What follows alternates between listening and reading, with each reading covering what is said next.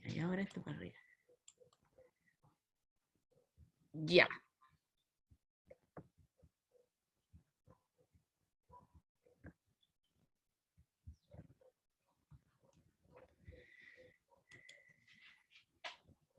Ya.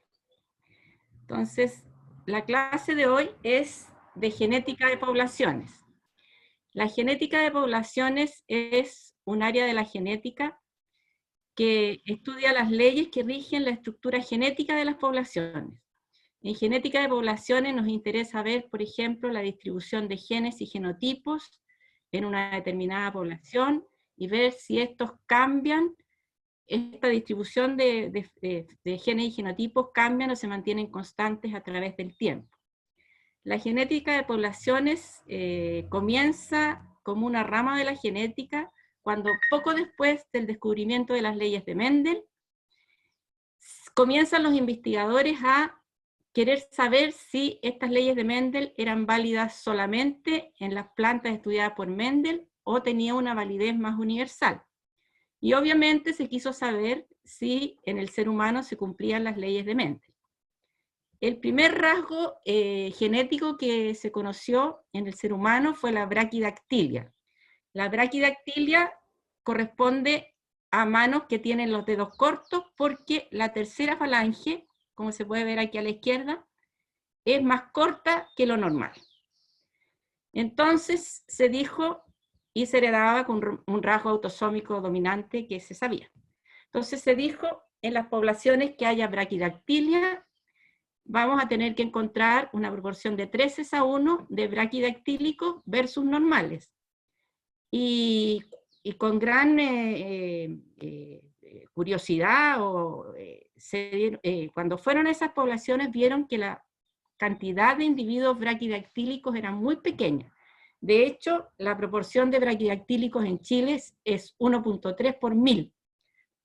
O sea, son muy pocos.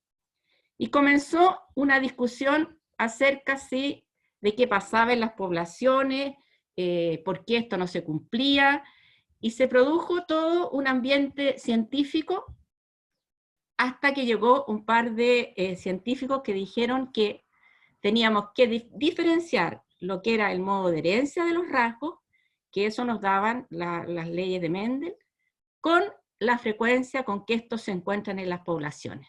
Y así surge entonces la genética de poblaciones. Como estamos hablando de poblaciones, vamos a definir lo que es una población desde el punto de vista biológico.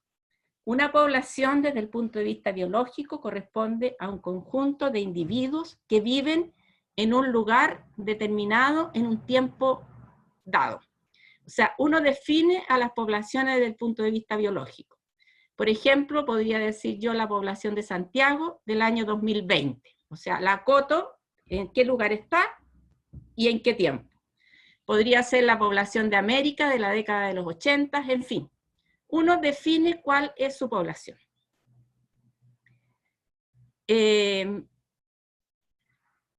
Entonces, la genética de poblaciones dice que las leyes de Mendel no nos sirven para esto y comienza a desarrollar sus propios parámetros. Así, los parámetros básicos que se utilizan en genética de poblaciones son las frecuencias fenotípicas, frecuencias genotípicas y frecuencias génicas. La frecuencia fenotípica es la frecuencia de cada fenotipo para un locus dado. Todo esto es por locus, ¿ya? No es para el genoma completo, es para un locus en particular. ¿Y cómo se calcula la frecuencia fenotípica? Se hace un cociente entre el número de individuos de cada fenotipo para un locus y el total de individuos para ese locus. La frecuencia genotípica es la frecuencia de cada genotipo y también se calcula haciendo un cociente entre el número de individuos de cada genotipo para un locus y el total de individuos para ese locus. Y la frecuencia génica es la frecuencia de cada alelo para un locus dado y se obtiene haciendo un cociente entre el número de alelos de cada tipo para un locus dado y el total de genes para ese locus. Vamos a poner un ejemplo ahora para aprender a calcular. Vamos a trabajar con el grupo sanguíneo MN, que ya sabemos que es un fenotipo que se hereda de acuerdo a un locus con dos alelos codominantes que se llaman LM y LN. Como son codominantes, los genotipos que tenemos son 3, homocigotos LM, homocigotos LN y heterocigotos. Entonces, se estudió una población de Santiago el año 1999. ¿Y qué se obtuvo? 66 personas de fenotipo M, grupo sanguíneo M, 139 de fenotipo grupo sanguíneo MN y 53 de grupo sanguíneo N. En total, 258 personas. La frecuencia fenotípica, dijimos que se hacía un cociente entre el número de individuos de cada fenotipo, porque es frecuencia fenotípica, y el total de individuos. Así la frecuencia fenotípica de grupo sanguíneo M va a ser 66 sobre 258, lo que es 0.2558. La frecuencia de fenotipo MN va a ser 139, que es lo que tenemos acá, partido por el total, que es 258, es 0.5388. Y la frecuencia de fenotipo N, 53 partido por 258, que es 0.2054. Las frecuencias genotípicas, dado que estos alelos son codominantes, van a ser las mismas que las frecuencias fenotípicas. Solo que anotamos el genotipo ahora. El genotipo es LM, va a ser 66 partido por 258, 0.2558, y así la frecuencia de los 3 genotipos. Y las frecuencias génicas corresponde a la frecuencia de cada alelo. Entonces, en 66 individuos de genotipo LM, ¿cuántos alelos M tenemos? 2 veces 66, ¿cierto? Porque cada individuo homocigoto LM lleva 2 alelos LM. Entonces tenemos 2 por 66 más los alelos LM que se encuentran en los heterocigotos. Cada heterocigoto lleva un alelo LM, por lo tanto tenemos 139 alelos LM en estos individuos. Y eso lo dividimos por el número total de genes que tenemos para este locus. Como cada persona tiene 2 cromosomas, y por lo tanto 2 alelos para el locus MN, el total de alelos va a ser 2 por 258. Si hacemos este cociente nos da 0.52. Del mismo modo, la frecuencia de los alelos LN va a ser 2 veces el número de individuos homocigotos LN más una vez el número de individuos heterocigotos. Y se parte por 2 veces el número de individuos. Esto nos da que la frecuencia del alelo LM es 0.52 y la frecuencia del alelo LN es 0.48. ¿Está claro hasta aquí? Si hay dudas me pueden interrumpir, ningún problema.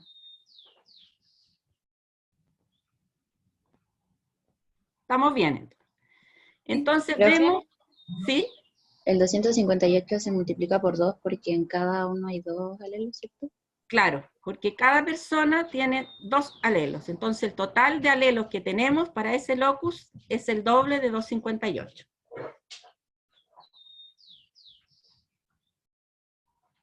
¿Ya? Ya, gracias. ¿Otra pregunta aquí? Entonces, así obtenemos nuestros parámetros básicos, ¿ya? Y los podemos calcular cuando los...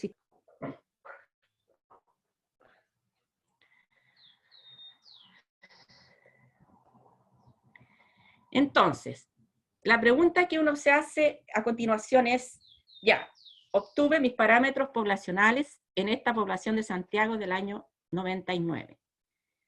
¿Tendrán todas las poblaciones esta misma frecuencia? No lo sabemos a priori, ¿cierto? Entonces, uno va y estudia distintas poblaciones y ¿qué se obtuvo? se obtuvo que aquí tenemos diferentes poblaciones y las frecuencias para los alelos LM y LN.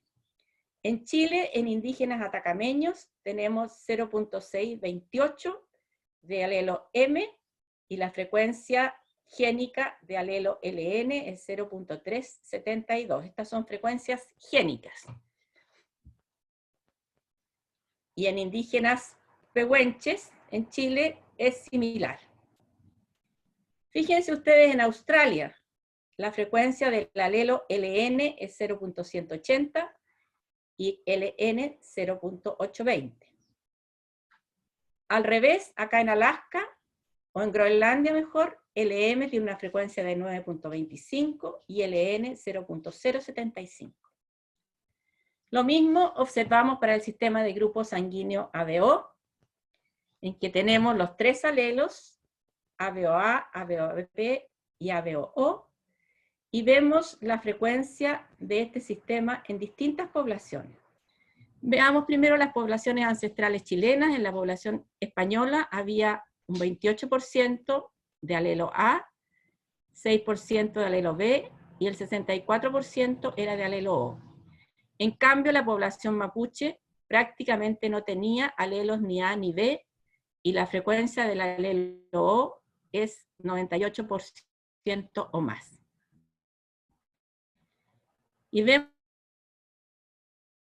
algunas poblaciones indígenas.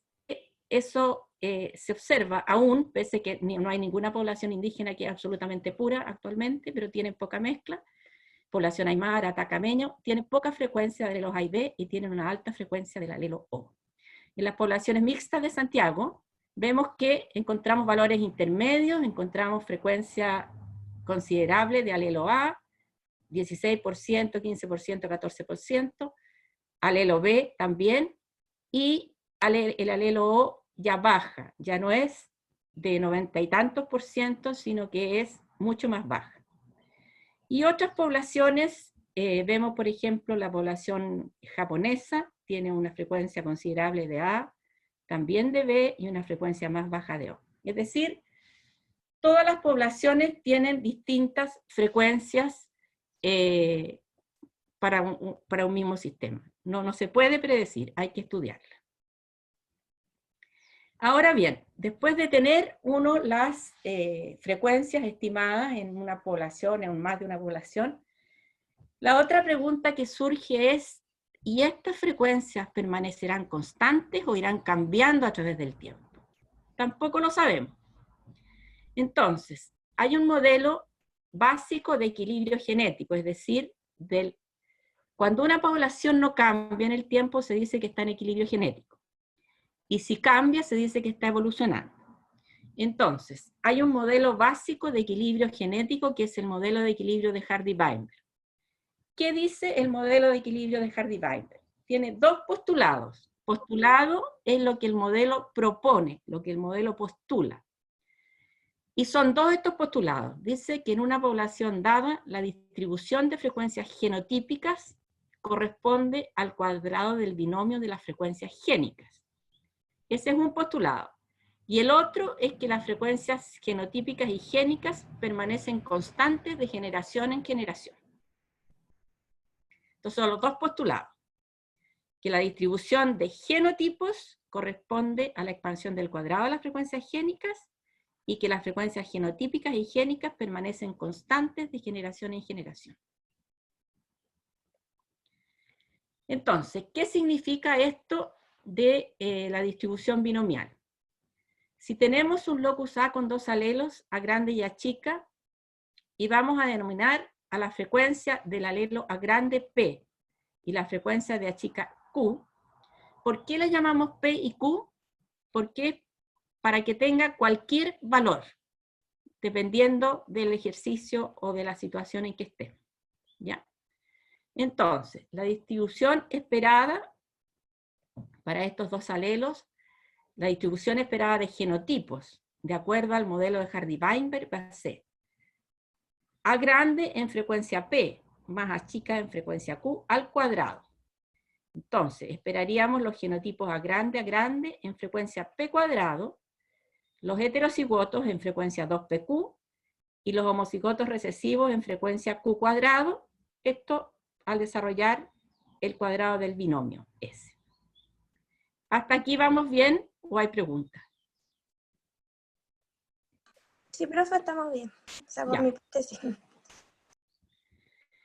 Ahora, para que se cumpla el modelo de Hardy-Weinberg, se deben dar ciertos supuestos, que los vamos a ver más adelante en más detalle, pero son que no exista selección natural, es decir, que los portadores de los distintos genotipos para un locus tengan el promedio el mismo número de descendientes, y eso implica que no hay selección natural.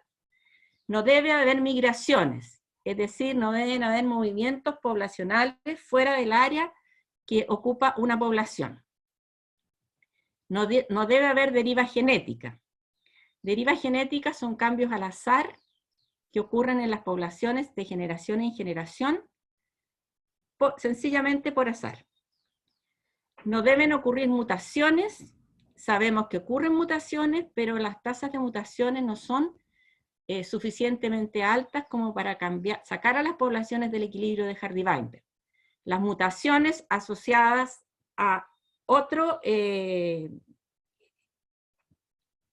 factor evolutivo, como puede ser la selección natural, sí son importantes para sacar a las poblaciones del equilibrio de Hardy-Weinberg.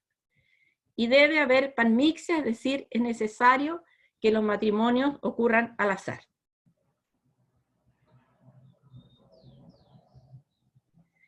Entonces, aquí vemos que en una generación de cruzamientos al azar, alcanzamos la distribución binomial de frecuencia génica. Si tenemos una población en que los espermios para el locus A1 está en frecuencia P y A2 en frecuencia Q, los óvulos van a estar en la misma frecuencia, ¿cierto? A1 en frecuencia P y A2 en frecuencia Q.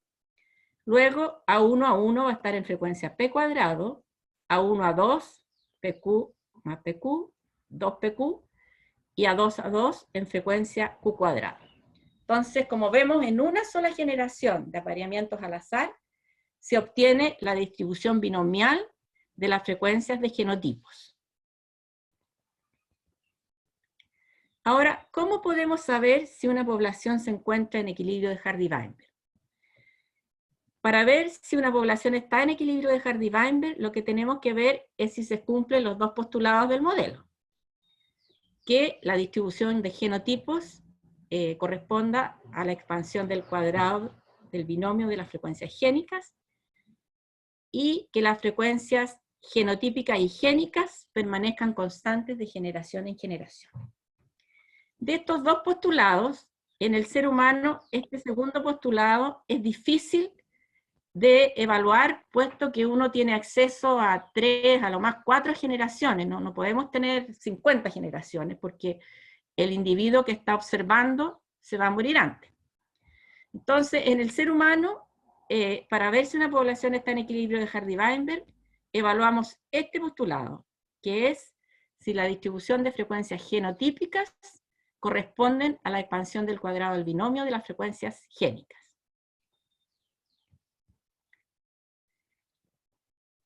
Y vamos a volver al ejercicio con que comenzamos esto. Nosotros comenzamos esta clase viendo que podíamos calcular las frecuencias fenotípicas, genotípicas y génicas, y estos fueron los valores que nosotros obtuvimos, ¿cierto? Entonces ahora, ¿cómo podríamos ver si esta población está en equilibrio de Hardy-Weinberg? Tendríamos que ver si en esta población el cuadrado del binomio de las frecuencias génicas es similar a las frecuencias genotípicas que nosotros observamos en la población, las que evaluamos en la población.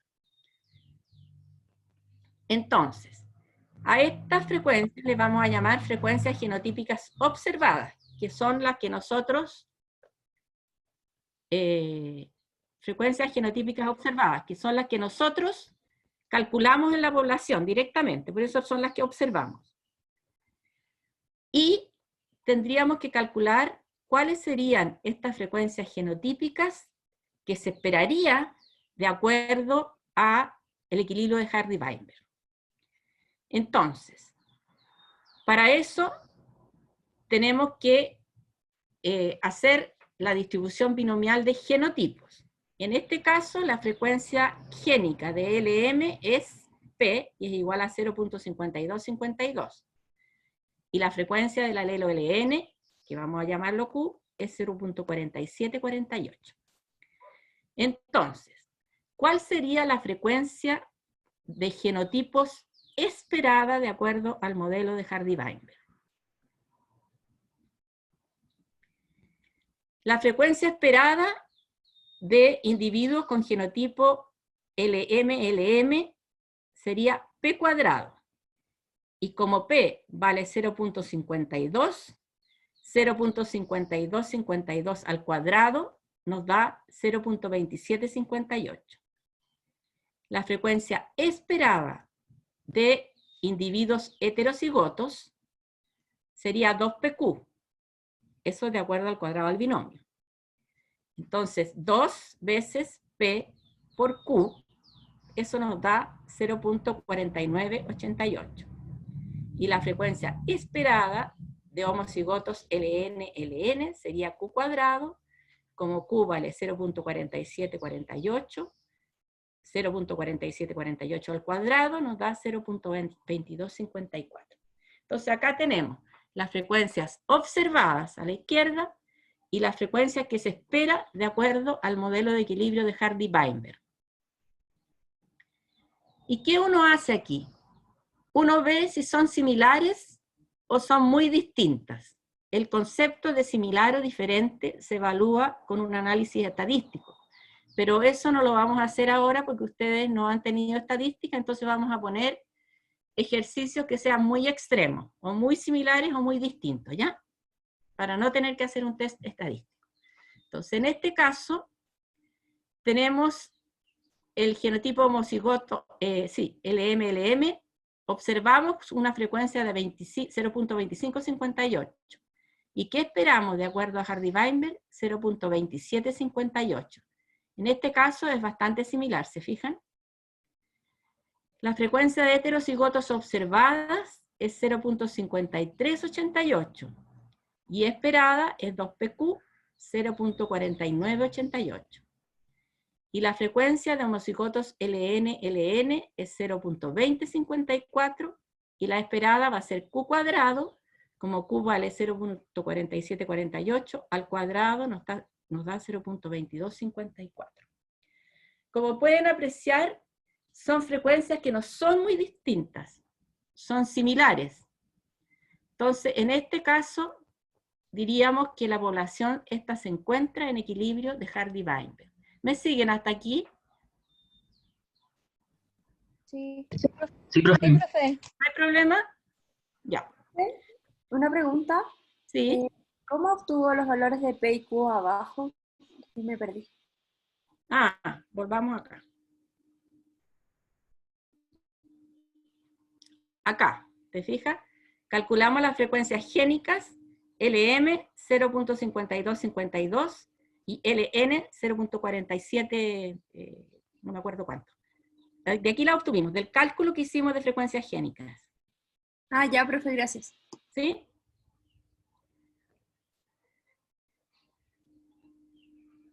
Entonces, son similares. ¿Estamos de acuerdo hasta aquí? Podemos volver si se pierden, porque yo sé que este es un tema un poco difícil, ¿ah? ¿No? ¿Vamos bien, parece? Sí, profe. Sí, profe. Entonces, sigamos. Y aquí les puse un ejercicio que van a ver ustedes que son muy distintas las frecuencias.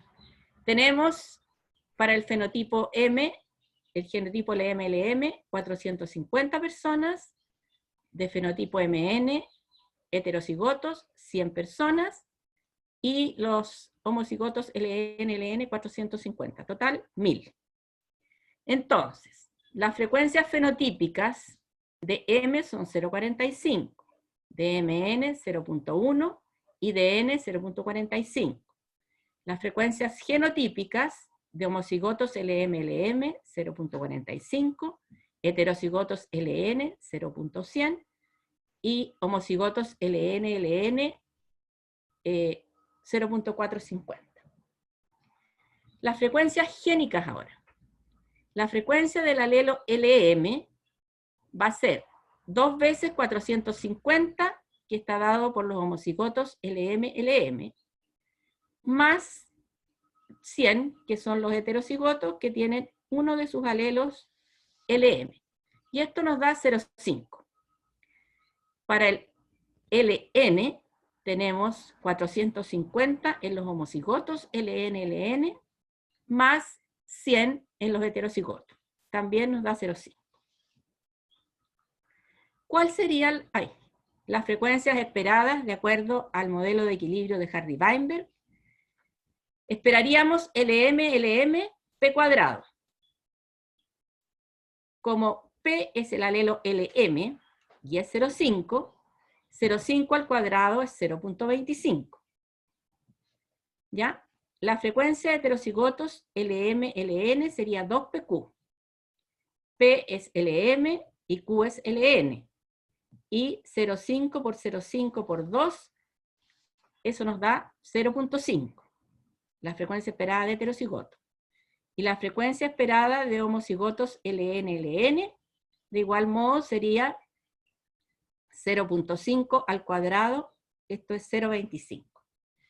Aquí podemos ver que hay bastante diferencia entre las frecuencias genotípicas observadas y las que se esperan de acuerdo al modelo de equilibrio.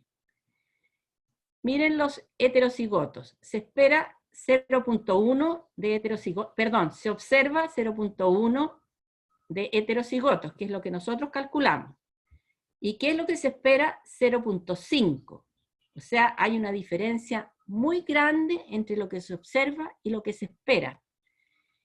En esta población, de acuerdo a lo que se espera, hay un déficit de heterocigotos, ¿se fijan? Hay muy pocos comparado con lo que se espera de acuerdo al modelo de equilibrio.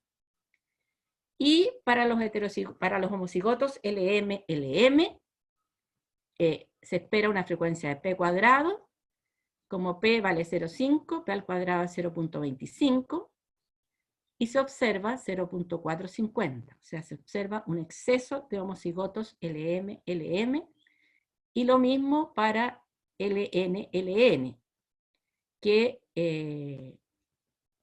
la frecuencia de LN es 0,5, 0,5 al cuadrado es 0.25, eso sería lo esperado. Sin embargo, se observa 0.450.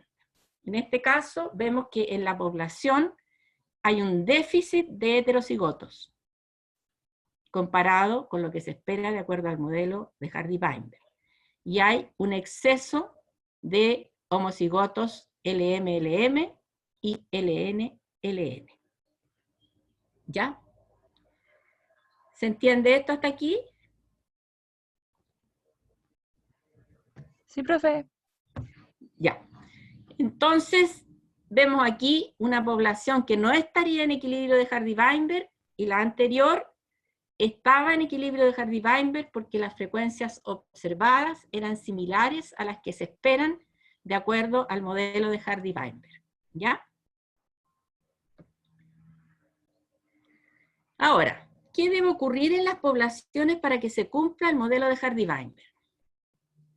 Deben darse los supuestos, que los mostramos brevemente al principio. Entonces, los supuestos del modelo se deben cumplir. Y vamos a ir viendo de uno en uno. Dice, no debe haber migraciones. Es decir, no debe haber aporte ni pérdida de genes por flujo génico. Las migraciones son movimientos que realizan las poblaciones fuera de su área geográfica. Y hablamos de inmigración cuando llegan individuos de otra población a una población, y emigración a la salida de individuos de una población. La inmigración es la que más afecta al modelo de equilibrio de Hardy-Weinberg, puesto que llegan genes de otra población que pueden tener otros genes o sus genes en distintas frecuencias. Entonces, la emigración afectaría a la población si esta emigración fuera sesgada, o sea, que salieran individuos de un determinado genotipo, pero eso es menos frecuente. Por lo tanto, la inmigración es lo que más afecta a las poblaciones. Vamos a ver, por ejemplo, lo que pasó en Chile. Aquí tenemos las frecuencias genotípicas del sistema BO en diversas poblaciones. Teníamos una población aborigen, aymaraes en el norte, atacameños que están ahí, pehuenches y huilliches, que se encuentran más hacia el sur, y los alacalufes que se encuentran en el extremo sur. Estas poblaciones tenían una frecuencia muy alta de alelos O. Casi no tenían alelos A ni B. Algunas no tenían, otros tenían, pero en frecuencia muy baja. Sobre estas poblaciones hubo inmigración de población caucasoide. Españoles, andaluces, árabes, alemanes, yugoslavos llegaron a nuestro territorio. ¿Y qué pasó entonces? Fíjense ustedes, los españoles tienen una frecuencia casi de 30% de alelos A. Los árabes tienen una frecuencia alta de alelos A y también de alelos B. Y lo mismo los yugoslavos, tienen frecuencias altas de alelos A y de alelos B. Entonces, las poblaciones mixtas resultantes de esta población europea que llegó y se mezcló con esta población aborigen, da como resultado la población mixta de Santiago. La población de Arica tiene más componente indígena, tiene baja frecuencia de A y de B, pero miren la población de Santiago. La población de Santiago tiene alta frecuencia de A, y la frecuencia del alelo O es de 74%.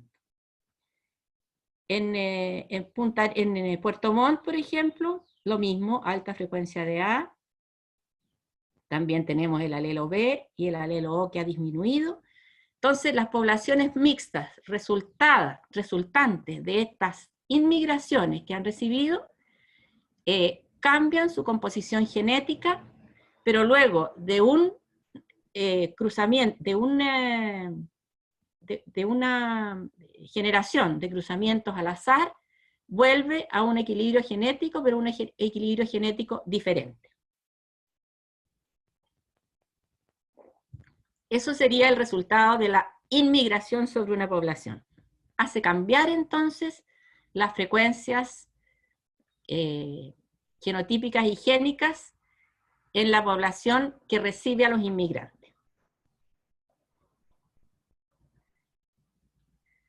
No debe existir selección natural.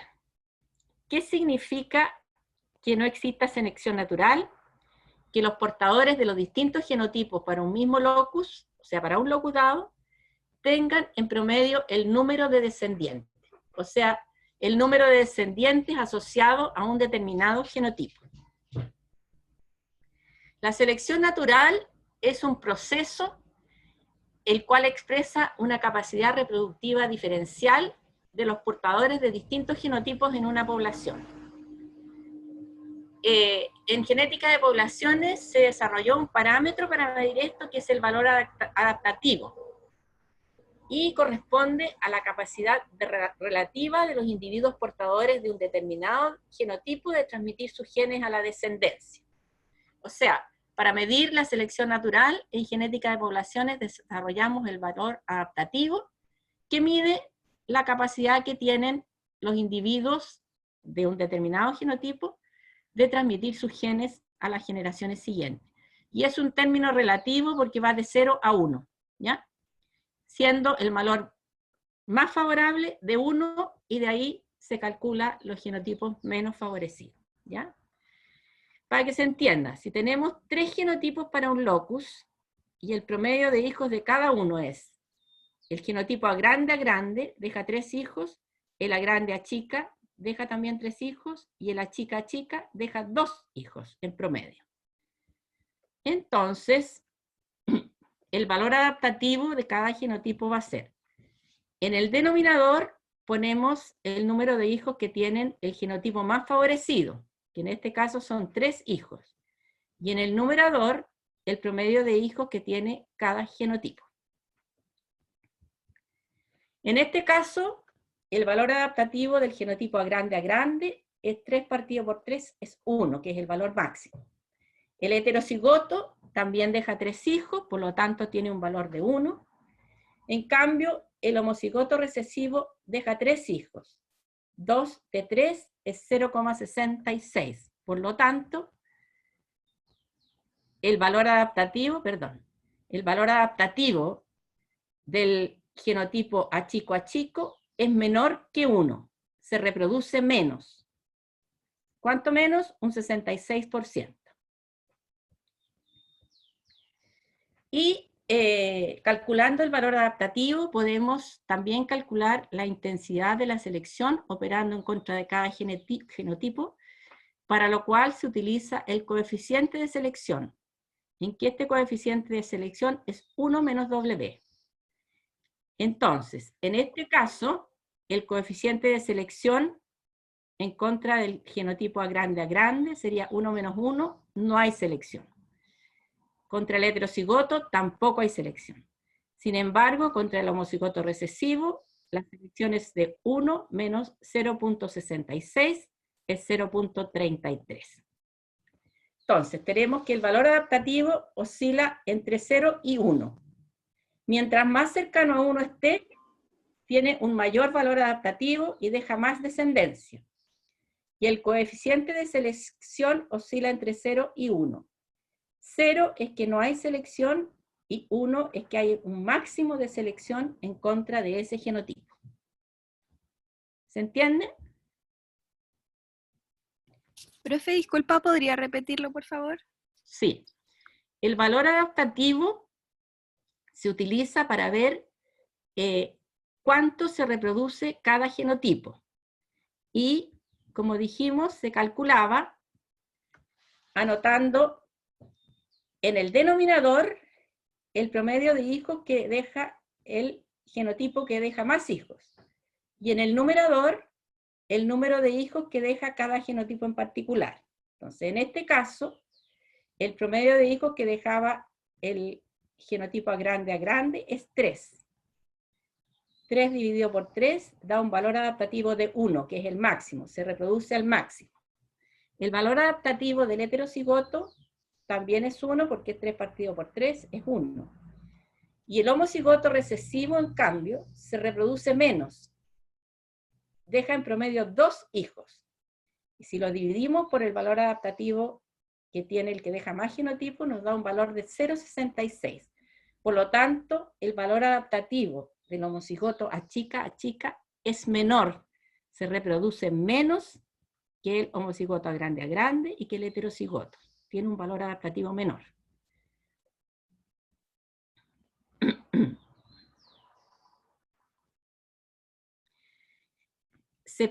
Y con este mismo valor se puede, que me queda tapado bueno, en fin. Podemos calcular la intensidad de la selección operando en contra de cada genotipo, para lo cual utilizamos el coeficiente de selección, en que el coeficiente de selección, es 1 menos el valor adaptativo. Y lo calculamos. Vimos que el valor adaptativo del homocigoto a grande era 1. Por lo tanto, 1 menos 1 es 0. El coeficiente de selección del heterocigoto va a ser 1 menos el valor adaptativo del heterocigoto, que era 1, es 0. Y el coeficiente de selección en contra del homocigoto a chica va a ser 1 menos el coeficiente de selección de a chica, que era 0,66, y nos da que el valor de selección en contra del homocigoto a chica es 0,33. Entonces, el valor adaptativo varía entre 0 y 1. Siendo 0, que su valor adaptativo es muy bajo, o sea, prácticamente no se reproduce, y 1, que se reproduce al máximo. ¿Ya? En cambio, el coeficiente de selección es el valor inverso, también oscila entre 0 y 1, pero 0 es que no hay selección natural, y 1 que hay un máximo de selección natural en contra de ese genotipo. ¿Estamos bien hasta aquí o no? ¿O está enredado? ¿Lo podría explicar de nuevo, por favor? Ya, sí, yo sé que es medio Aparece algo complicado. en la pantalla. ¿Ah? ¿Qué? Que aparece una cosita en la pantalla. Sí, no sé cómo sacarla. No, ahí me fui para el otro. Profe, a mí no me queda clara la diferencia entre S y W. Ya. Son valores inversos. Ya. El valor adaptativo corresponde a la capacidad que tienen los individuos poseedores de un determinado genotipo de transmitir sus genes a la generación siguiente. ¿Qué significa transmitir sus genes? Tener hijos, ¿cierto? Entonces, mientras más hijos deja un determinado genotipo, mayor va a ser su valor adaptativo. ¿Ya? Entonces, el valor adaptativo es un valor relativo que nosotros le asignamos 1 a la máxima reproducción y 0 al que no se reproduce en absoluto. ¿Ya? Entonces, si tenemos 3 genotipos para un locus, de tal modo que el genotipo a grande deja en promedio 3 hijos, el heterocigoto deja 3 hijos, y el homocigoto recesivo se reproduce en promedio con 2 hijos, si calculamos el valor adaptativo, yo no sé cómo sacar esto. No. ¿Ustedes lo tienen esto? ¿No lo pueden sacar tampoco? No, no lo podemos sacar. No se puede sacar. Yo tampoco. Ya, bueno. Vamos a no sé dónde estábamos ya, me perdí. Y va Aquí a quedar- estamos, ¿no? Y va a quedar en la grabación también. ¿Sí? Oye, ¿qué es eso? No sé, y si lo pinchas con el botón del lado derecho y correrlo, tómalo con el botón derecho y correrlo, tampoco, No me deja. tampoco te deja. Ya. No me deja. No sé de qué. No. Bueno, ya. Profe, ¿y si deja de compartir y después vuelve a compartir? A lo mejor ahí se sale. Dejo de compartir. Y compartir otra vez.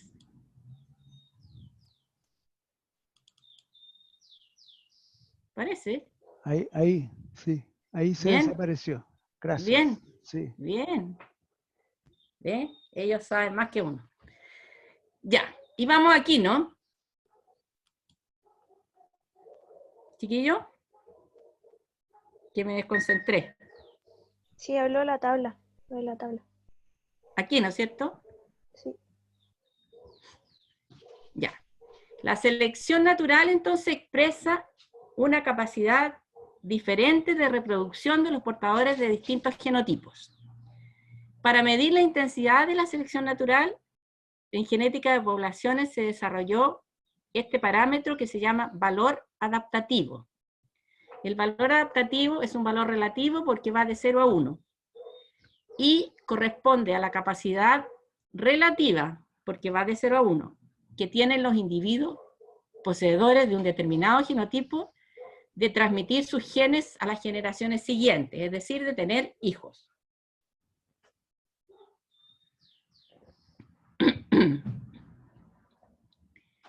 Entonces, para el valor adaptativo, el valor máximo va a ser 1. 1 significa que ese genotipo se reproduce al máximo. Y vamos a poner un ejemplo aquí. Entonces, tenemos 3 genotipos para un locus, y el promedio de hijos de cada genotipo es el que tenemos en esta tablita. El promedio de hijos del genotipo a grande es 3. Del heterocigoto es 3, y del homocigoto recesivo es 2.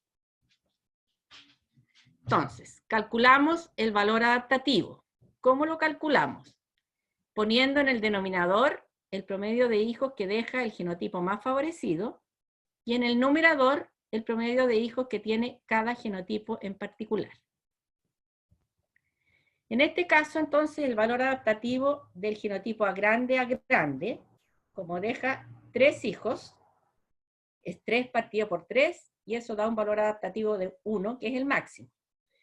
El heterocigoto, de igual forma, tiene un valor adaptativo de 3 partido por 3, que es igual a 1, y es el valor máximo. En cambio, el homocigoto recesivo deja en promedio 2 hijos, partido por 3, que es el valor del genotipo que deja más descendencia, nos da 0,66. Por lo tanto, el genotipo, voy a volver acá, el genotipo homocigoto recesivo se reproduce 66%, un 66% en relación a los genotipos homocigotos A grande y A grande A chica. O sea, se reproduce menos. ¿Ya? Y 1 menos el valor adaptativo es el coeficiente de selección, que mide entonces la intensidad de la selección operando en contra de cada genotipo. Y ese es el coeficiente de selección. Entonces, el coeficiente de selección en contra del genotipo A grande es 1 menos el valor adaptativo del genotipo A grande, que era 1, por lo tanto es 0. El valor adaptativo del heterocigoto es 1 menos el valor adaptativo del heterocigoto, que era 1, es 0. Y el valor adaptativo de A chico es 1 menos 0,66, que es el valor adaptativo del homocigoto A chico, y es 0,33. Entonces, ¿qué significa que el genotipo homocigoto recesivo tenga un valor adaptativo de 0,66? Que se reproduce menos que el homocigoto A grande y el heterocigoto. ¿Cuánto menos? Un 66%. Y el coeficiente de selección, como es 1 menos W, si el valor adaptativo de el A chico era 0,66, el coeficiente de selección en contra de este genotipo A chico es 0,33. El valor adaptativo varía entre 0 y 1, dijimos, ¿cierto? 1 corresponde al valor de los que se reproducen al máximo y 0 los que no se reproducen en absoluto. Y el coeficiente de selección oscila entre 0 y 1. 0 es que no hay selección en contra de ese genotipo, y 1 es que hay una selección máxima y ese genotipo no se reproduce. ¿Queda un poco más claro? Sí. Sí, ahora sí. Ya. No importa, podemos volver después, no hay problema. Ahora, cuando tenemos selección natural operando en contra de un determinado genotipo, como vimos en el ejercicio anterior, el homocigoto recesivo se reproducía menos a través de las generaciones, porque acá tenemos generaciones y acá tenemos los genotipos. Q cuadrado es el homocigoto recesivo. Y ven ustedes que como tiene selección en contra, se reproduce menos, va disminuyendo a través de las generaciones. Va bajando, pero nunca desaparece de la población. ¿Por qué nunca desaparece de la población? Porque los heterocigotos siempre van a estar produciendo homocigotos recesivos. Entonces, cuando hay selección en contra del homocigoto recesivo, este genotipo no va a desaparecer nunca de la población, se mantiene en frecuencias bajas, porque los heterocigotos van produciendo siempre homocigotos recesivos. El homocigoto dominante, por supuesto, aumenta, y los heterocigotos en un principio aumentan y luego bajan porque empieza a disminuir mucho la frecuencia del homocigoto recesivo. Que aquí tenemos, aquí tenemos cómo va disminuyendo entonces cuando hay selección en contra del homocigoto recesivo, Este va disminuyendo su frecuencia a través de las generaciones, pero nunca llega a cero. Tampoco deben ocurrir mutaciones para que la población esté en equilibrio de Hardy-Weinberg. Pero las mutaciones, ustedes saben, corresponden a la aparición de nuevos alelos. Y eso podría hacer cambiar la composición genética de las poblaciones. Sin embargo, las tasas de mutación son del orden de 10 a la menos 5, 10 a la menos 6. Por lo tanto, son frecuencias muy bajas que no hacen cambiar en sí, por sí mismas, no sacan a las poblaciones del equilibrio de Hardy-Weinberg. Sin embargo, cuando una determinada mutación, por ejemplo, confiere ventaja selectiva y se une la mutación más la ventaja selectiva que ésta confiere, y ahí comienza a aumentar entonces en las poblaciones. No debe haber deriva genética. La deriva genética son fluctuaciones al azar de las frecuencias génicas y genotípicas de generación en generación. Les voy a poner un ejemplo. Supongamos que tenemos una población con 10 individuos y 3 de ellos se ahogan en el mar antes de reproducirse. En esa población de 10, que 3 no se reproduzcan, va a hacer que cambien mucho las frecuencias génicas para la generación siguiente, ¿cierto? Porque van a haber 3 individuos de 10 que no hicieron un aporte de sus genes a la generación que sigue. Sin embargo, si la población es muy grande, que unos pocos individuos no se reproduzcan por azar, porque se ahogaron en el mar, porque chocaron, en fin, por distintas razones, si es muy grande la población, que unos pocos individuos no se reproduzcan, no afecta a la constitución genética de las poblaciones a través del tiempo. Entonces, para que no haya deriva genética, las poblaciones deben ser muy grandes, y así los efectos del azar no afectan mucho a la constitución genética de las poblaciones. Aquí tenemos una población que ilustra la deriva genética. Tenemos graficada la frecuencia del gen A grande, y el gen A chico, si parte A grande con frecuencia de 0,5, A chico también tiene frecuencia de 0,5, pero estamos graficando uno de los dos alelos. Y aquí vemos cómo varía, y al final, en la generación 7, desaparece el alelo A chico y el alelo A grande alcanza frecuencia de 1. Y aquí tenemos graficado por simulación qué pasa con la deriva genética y el tamaño poblacional. Cada color corresponde a un locus distinto, y se comienza en 0,5 y se grafica la frecuencia del alelo P, ¿ya? Entonces, veamos aquí, por ejemplo, en n igual 10, en la línea verde, vean ustedes que llega a 1 en la generación 20 y tantos. El alelo azul, fíjense ustedes que desaparece de la población como en la generación 15. Y así vemos que van oscilando bastante de generación en generación en estas poblaciones pequeñas.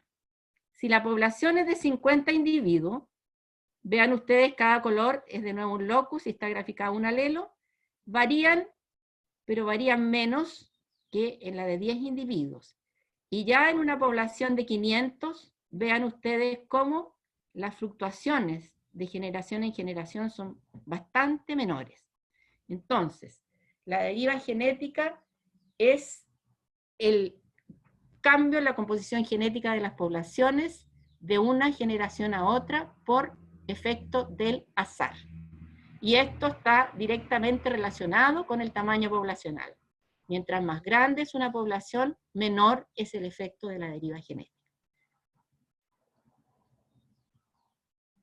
Y finalmente debe haber panmixia, es decir, es necesario que los cruzamientos ocurran al azar, porque si se casan los individuos con su mismo genotipo, no tengo cómo escribir, pero si se casan, por ejemplo, tenemos P cuadrado, 2PQ y Q cuadrado, la distribución de genotipos. Si se casan los homocigotos entre sí, ellos van a producir de hijos solamente hijos a chica a chica. Q cuadrado. Si se casan los homocigotos dominantes, entre ellos van a producir puros homocigotos dominantes. Y los heterocigotos al casarse entre sí van a producir homocigotos recesivos, homocigotos dominantes y heterocigotos. Entonces, ¿qué va pasando en las poblaciones cuando no hay panmixia? Va disminuyendo el número de heterocigotos y aumentando el número de homocigotos de ambos tipos. Parece que ahí terminamos. Preguntas, chiquillos, con eso terminaríamos.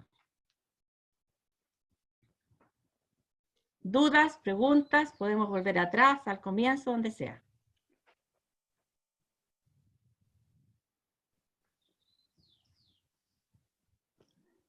Quiere decir que está todo muy claro. ¿O no se entendió nada? No. Una de dos. No, Me quedó claro. Entendí, profe. ¿Está bien? Sí. Ya. Sí, profe. Gracias. No hay Ok. preguntas. No hay preguntas. Ya, las preguntas Ya. en la prueba nomás, en la próxima. Ya. Ya. Bien, muchas gracias, Elena, entonces. Ya. Ya. Yo me voy a Profesora, quedar... ¿va a subir el PPT? A ver. Sí, ¿El PPT? Ah, Sí. ya, bueno.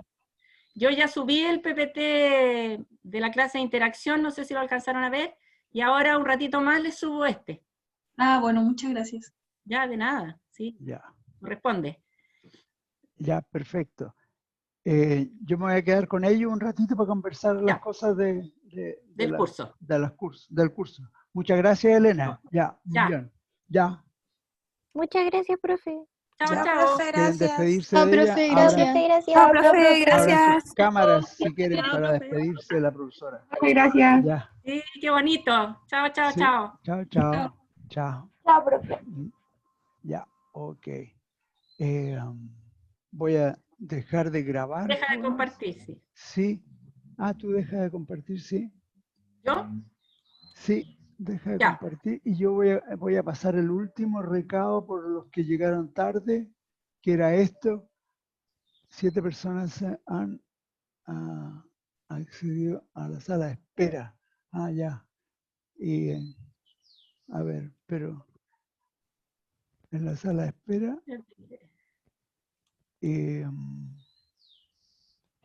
yo los puedo... ¿Hay gente en la sala de espera? No los puedo dejar entrar. No me puedo ir. Ah, no. Tienes que dejar de compartir allá. A ver, ya. Sí, pero Ahí estamos todos. De nuevo. Ah, tú no tenés puedo. que cerrar tú. Cierro nomás. Sí, Ya, cierra abajo, sí. Finalizar tú. ya, Sí. salí, ya, listo. Ya. Jóvenes, a ver, yo voy a liberar eso. Admitir quién están entrando o saliendo, no sé. Ya. Terminamos con... Sí. Profe, deje de grabar. Sí, voy a dejar de Ahora está grabar para grabando. terminar. Ya. Ya dejé de grabar ahí. ¿Y por qué no?